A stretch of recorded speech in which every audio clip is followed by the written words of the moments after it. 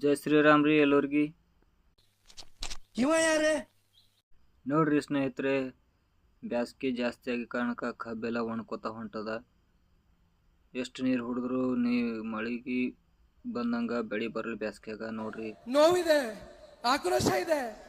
ಯಾಕೆ ಭಗವಂತ ನನಗಿಷ್ಟು ನೋವು ಪಡೆದ್ರೆ ತಪ್ಪಿದಲ್ರಿ ರೈತರದು. ಮಳೆ ಹಚ್ಚಾದ್ರೂ ನೋವೇ, ಮಳೆ ಕಮ್ಮಿ ಆದ್ರೂ ನೋವೇ.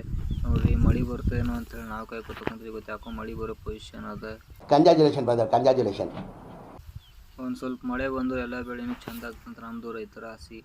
ಎಲ್ಲ ಕಬ್ಬು ನೋಡ್ರಿ ಹೆಂಗಾಗ್ಯದ, ಅರ್ಶಿಣ ಹೋಗಿದೆ. ಇನ್ನೊಂದು 4 ದಿವಸ ಹಿಂಗೆ ಬಿಸಿಲಿದ್ರೆ ಕಬ್ಬು ಕೈ ಬಿಟ್ಟು ಡ್ರಿಪ್ ಎಲ್ಲ ಹಾಕಿದೆವು. ಅದರ ಅದ್ರಾಗ ನೇಗಿಲು ಹೊಡೆದು ಅಂತೇಳಿ ಡ್ರಿಪ್ ಎಲ್ಲ ಕಡಿ ಹಾಕಿ ಸೆಲ್ಲಕ್ಕೆ ಇಷ್ಟೊಂದೆಲ್ಲ ಪ್ರಾಬ್ಲಮ್ ಆಗ್ಯದ. ಬರ್ರಿ ಸ್ನೇಹಿತರೆ, ನಮ್ಮ ಹೊಲ್ದಾಗ ಡ್ರಿಪ್ ಹೆಂಗೆ ಮಾಡಿದ್ರು ತೋರಿಸ್ತೇವೆ ಎಲ್ಲರಿಗೆ. ನೋಡ್ರಿ ಸ್ನೇಹಿತರೆ, ಇದೇ ಥರ ಡ್ರಿಪ್ ಮಾಡಿದೆ ನಾವು. ಹೆಂಗಪ್ಪ ಅಂದ್ರೆ ಕೆದರಲ್ದೇ ಮ್ಯಾಗ ಹಾಕಿದೆವು ಡ್ರಿಪ್ಪ. ಇದು ಹೆಂಗೆ ಅನ್ನಿಸ್ತು ನಿಮಗೆ ಕಮೆಂಟ್ ಮಾಡಿರಿ. ನೋಡಿರಿ ಎಲ್ಲ ಡ್ರಿಪ್ ತೆಗೆದು ಹಾಕಿದ್ದೀವಿ. ಯಾಕೆ ತೆಗೆದು ಹಾಕಿದ್ದೀವಿ ಅಂದ್ರೆ ಹೊಲದಾಗ ಕಬ್ಬಿನಂಗೆ ಎತ್ತಿನ ನೇಗಿಲು ಹೊಡ್ಸಿದ್ದೀನಿ, ಅದಕ್ಕೋಸ್ಕರ ಎಲ್ಲ ಡ್ರಿಪ್ ಕಡೆಗೆ ತೆಗೆದು ಹಾಕಿದ್ದೀನಿ.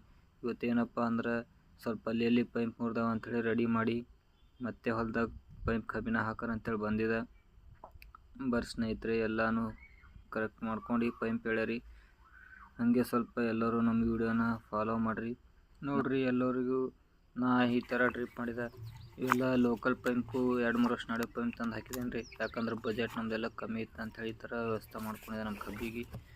ನಿಮಗೆಲ್ಲ ಹೆಂಗೆ ಅನ್ನಿಸ್ತು ಇದು ಸ್ವಲ್ಪ ಕಮೆಂಟ್ ಮಾಡಿರಿ. ನೋಡಿರಿ ಪೂರಾ ತೋರಿಸ್ತೀನಿ ನಿಮಗೆ ಹೆಂಗೆ ಮಾಡಿದ್ದೀನಿ ನಾನು ಡ್ರಿಪ್ ಅಂಥೇಳಿ.